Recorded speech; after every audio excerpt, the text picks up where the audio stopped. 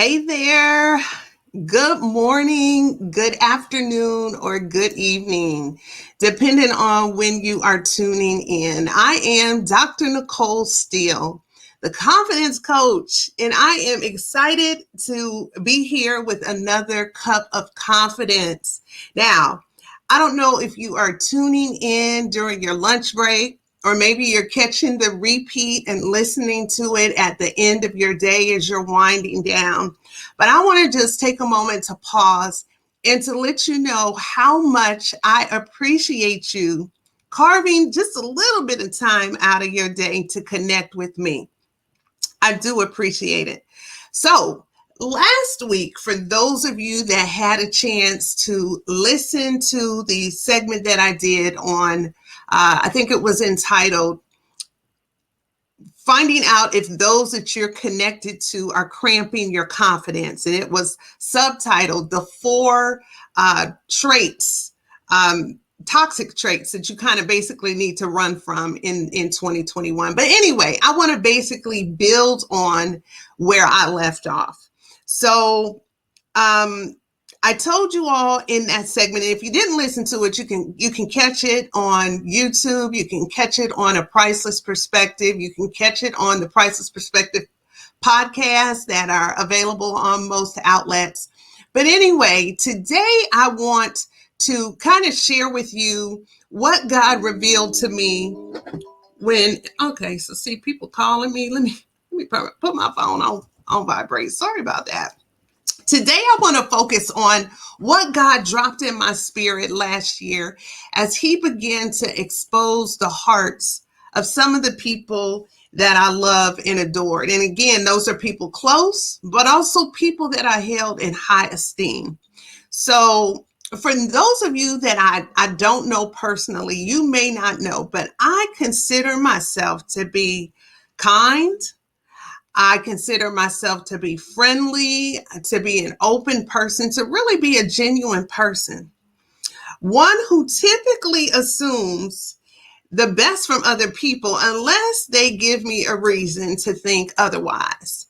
You know, I tend to be very generous with my love, with my encouragement, with my support, and with my positivity because, quite frankly, I think all of us could use that in this day and time.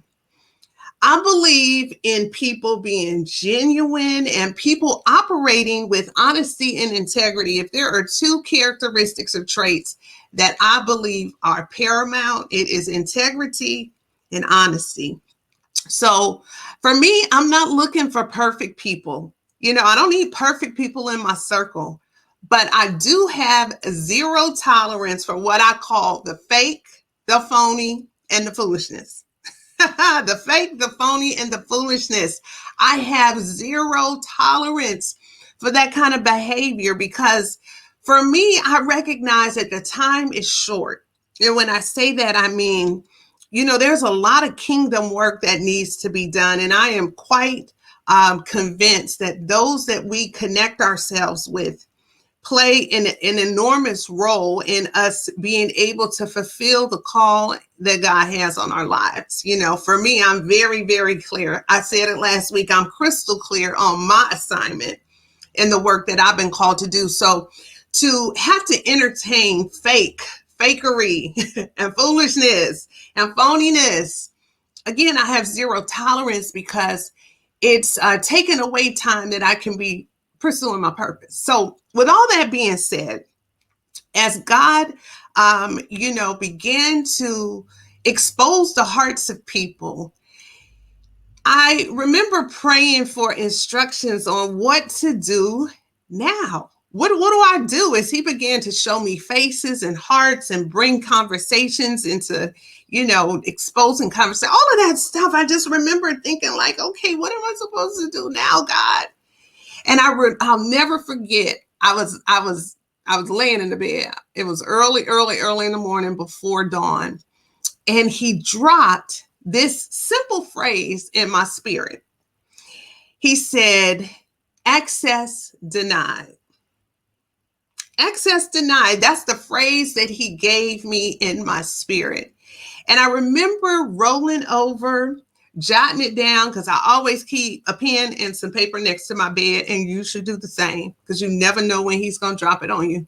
But I remember writing that down, and then I just laid in the bed and I just played that phrase over in my head: access denied, access denied, access denied. What does that mean? So I'm going to tell you what he showed me. He began to show me that there were people that I had allowed to penetrate my heart at a deep level. I'd allowed them in spaces in my heart and places within my soul that was only meant to be for a few. Okay, it's not a place that everybody in my world and everybody in my life can have access to. You know, the places and spaces where you're most vulnerable, where you're naked, where you're transparent. You know, you should always be, consistent in your character and stuff. But I'm talking about those sensitive places that everybody should not be allowed. This is where I had allowed those people access. So God was breaking down for me, as he does so well. He reminded me of a situation that my husband and I dealt with at the end of the year. So like many people, my husband was checking the bank statements and doing, reconciling, doing what he does. And there were a couple of charges, substantial charges, in fact, that were not, that he wasn't familiar with. So of course he hollers at me, do you know these? Did you make these charges? And the places that they came from, I wasn't familiar with either. So naturally, he called the bank, and the bank determined that his card had been compromised. Okay, so you all know how that goes. The bank will immediately place a block on that card and issue out a new card. So I love my bank, appreciative of that. They went ahead and processed that. But you see, the bank has those methods in place to protect our assets, to protect us from fraud, from theft, and from people with ill motives.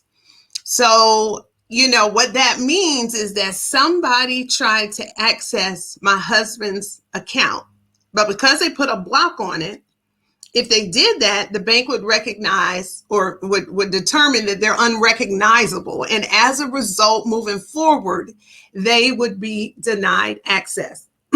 So when you say, okay, what's that have to do with your situation? Well, likewise, the people that I thought that I knew, I didn't really know at all. In fact, if you think about it, they were actually unrecognizable. They showed up in one way, but when the truth was revealed, they were unrecognizable. They were not the people that I thought that they were. They weren't the people. Not only were they not the people I thought they were, but they didn't stand for the things that I thought they stood for. I don't know if any of you can relate to that. Are there have there ever been people in your life that at the end of the day, you thought they were ride or die? You thought you all shared common, things, only to find out they weren't who they said they were. I thought I knew these people's hearts, but actually their actions and their words prove that I don't really know who they are at all. In fact, because they were imposters and unrecognizable, then what's that mean? They should be denied access, right? Just like my husband's account should be denied access. The imposters should not have access, okay? So let me give you another quick example. In this technological age, every app, every program usually requires a login and a password. Well, I don't know about you, but I can't memorize all of my logins and all of my passwords. And so oftentimes I may put in the wrong password, and the app will indicate you've got X number of times before you are locked out.